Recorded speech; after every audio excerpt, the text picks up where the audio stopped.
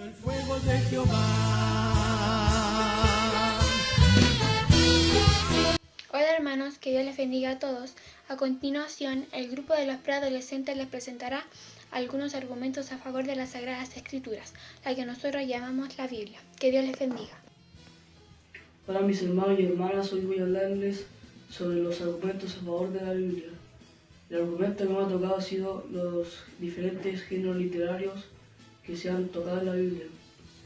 Los géneros han sido varios, como por ejemplo el género narrativo, el género poético, las cartas, las epístolas, la profecía y todos esos.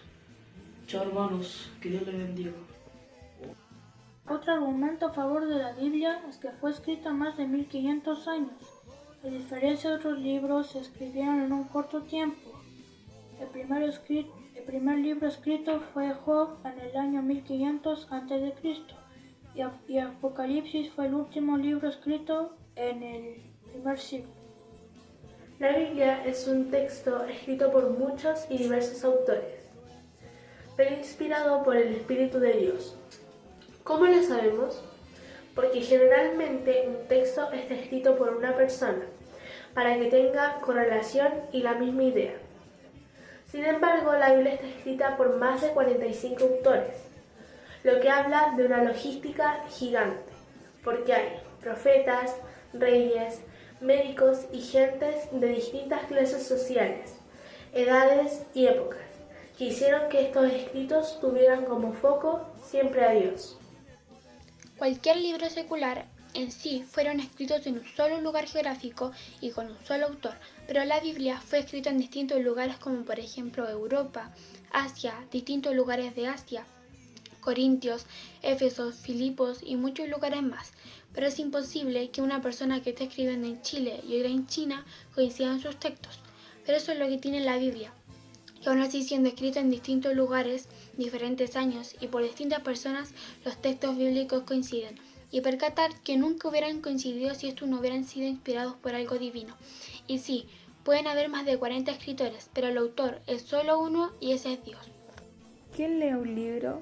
Al que le interesa leerlo, ya siendo un niño, un joven o un adulto, siendo cualquiera el género literario. Pero en este caso hablamos de la Biblia.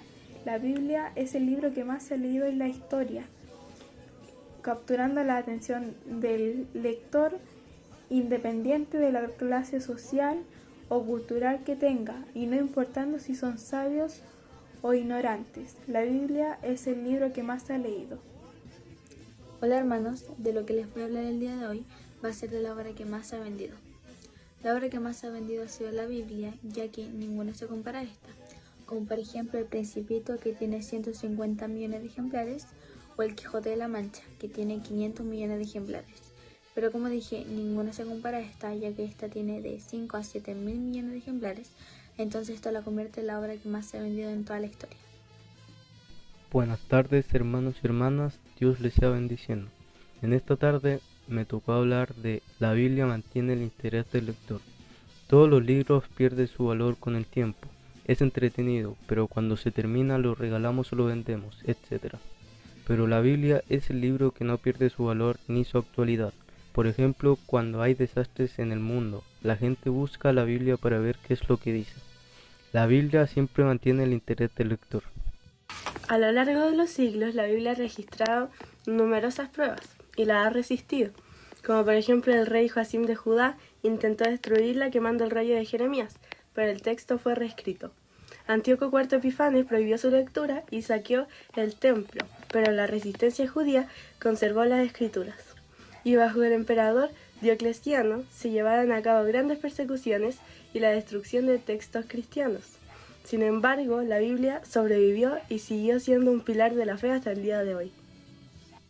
Dios les bendiga hermanos, hoy me toca hablar sobre la obra más traducida. La Biblia originalmente fue escrita en hebreo y un poco en arameo. La primera obra traducida en el mundo fue la Biblia y fue el Antiguo Testamento, que fue traducido al griego. ¿Y cómo se le llamó esa traducción? Se le llamó la Septuaginta. Contando que los libros seculares como El Principito fue traducido a 250 idiomas, El Quijote a 145 y El Señor de los Anillos a 15. La Biblia en general ha sido traducida a 450 idiomas y el Nuevo Testamento a 2000. ¿Eso qué quiere decir? Que la Biblia es el libro más traducido de todo el mundo. Que Dios les bendiga, hermanos.